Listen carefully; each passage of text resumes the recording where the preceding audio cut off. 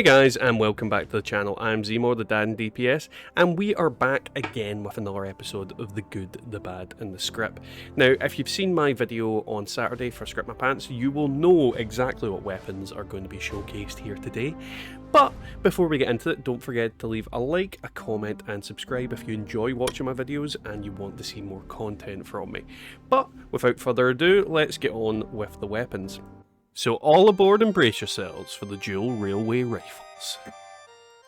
So first off, we've got Fluffy the Wendigo Slayer. It is a vampire's VATS critical shots do plus 50 damage, 15% faster reload railway rifle.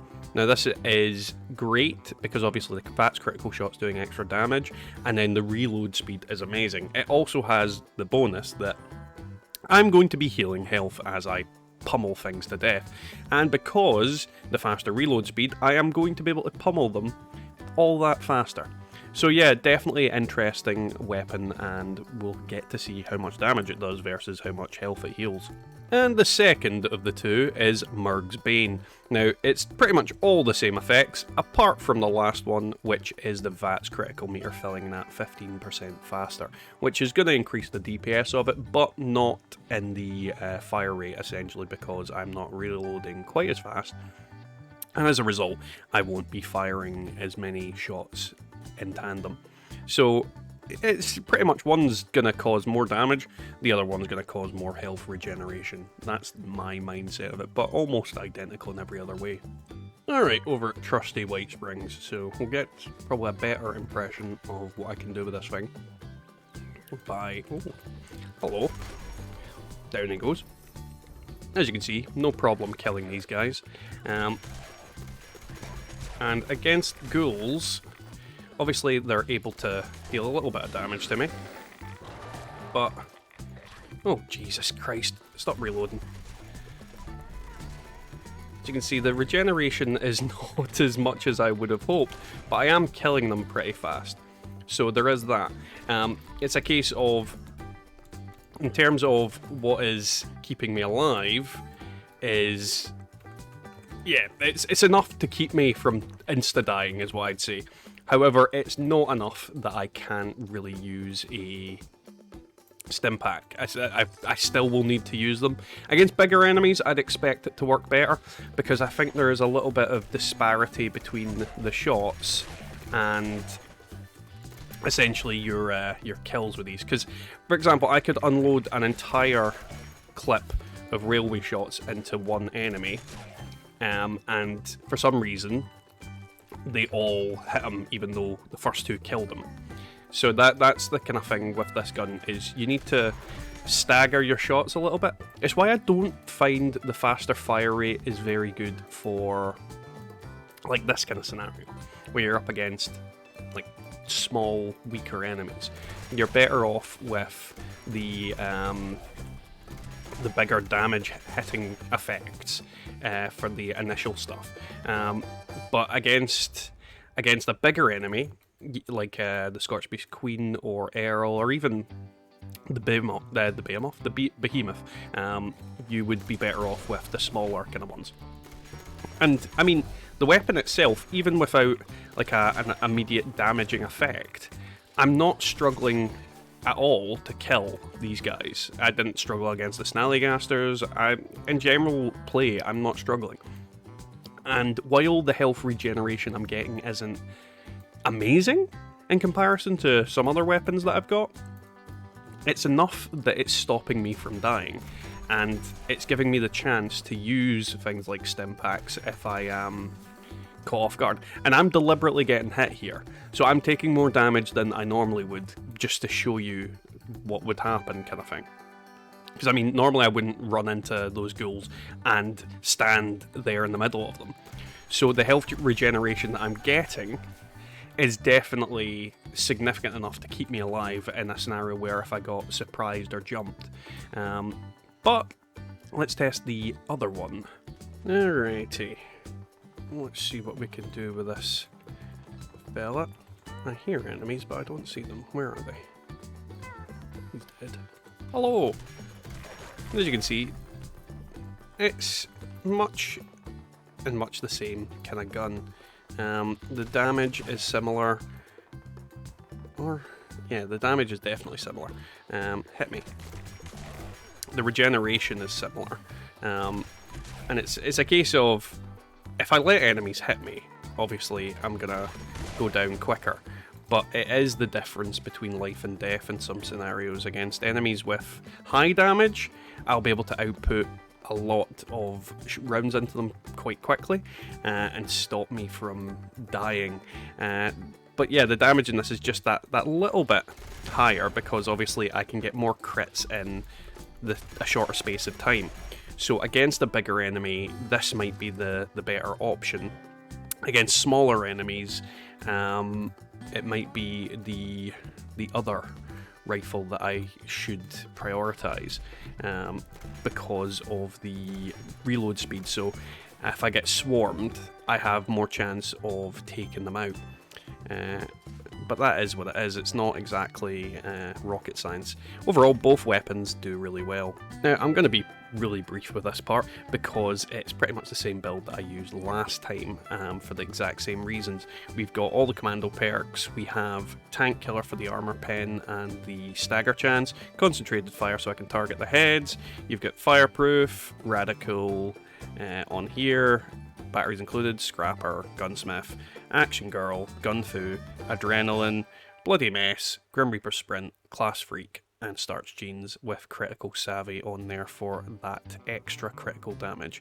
Overall, pretty much the exact same build as my Thomas the Spank Engine video for the exact same reasons. So yeah, if you want a more in-depth reason of why I'm using it, watch that video.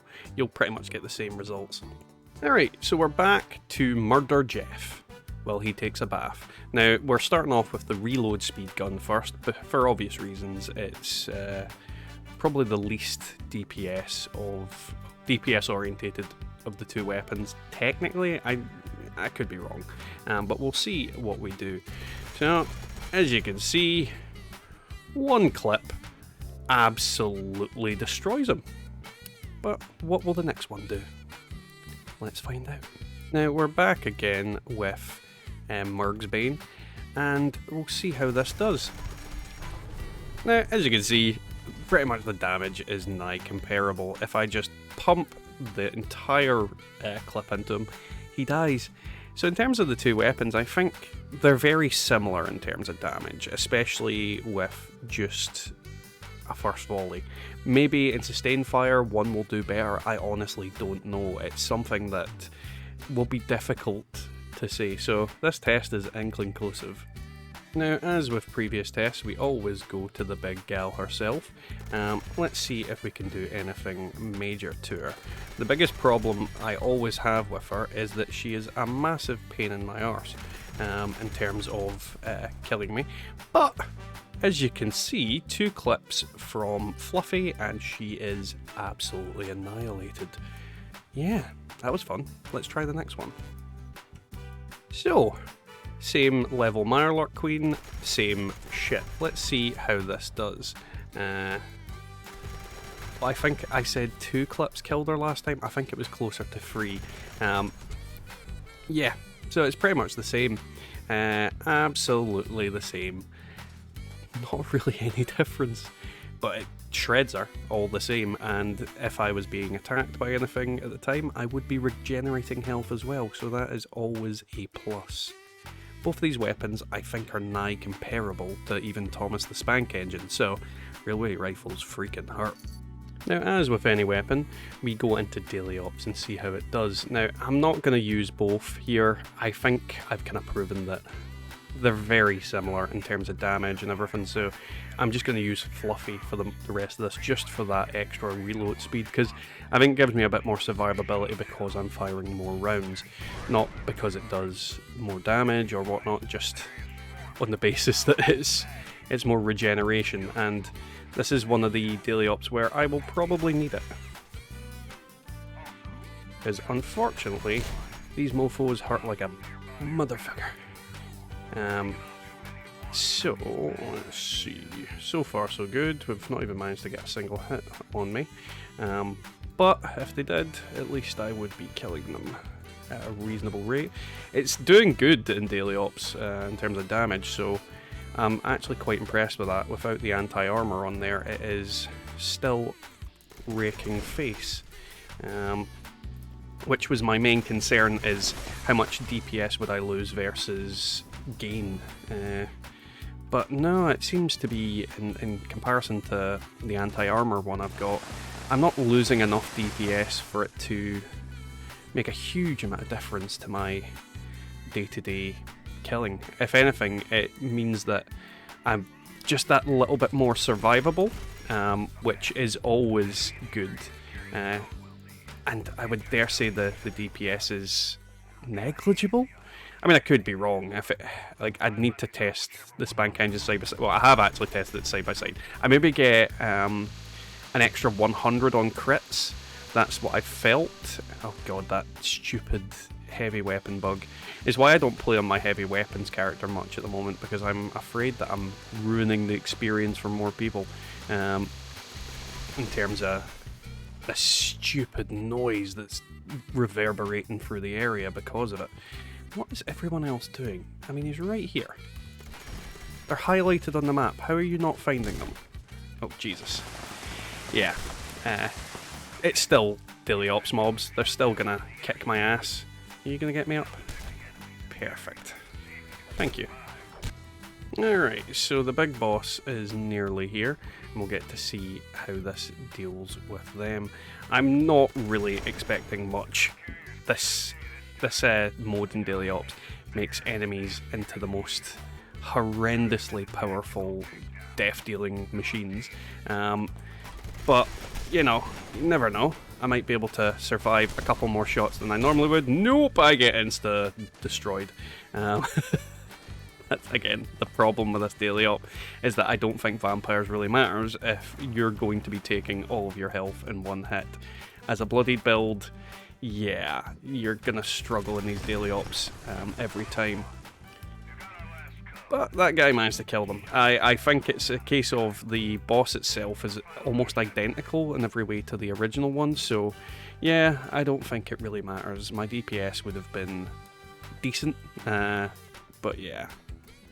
So that was today's video. Hopefully you enjoyed it, and if you did, don't forget to leave a like, a comment, and subscribe. When it comes to these two rifles, they're pretty much identical in terms of damage, so I don't think I can really choose between them. I think I will keep both, just in case one breaks while I'm using the other one. And yeah, it's something I'll probably use more for just going about and killing stuff in general.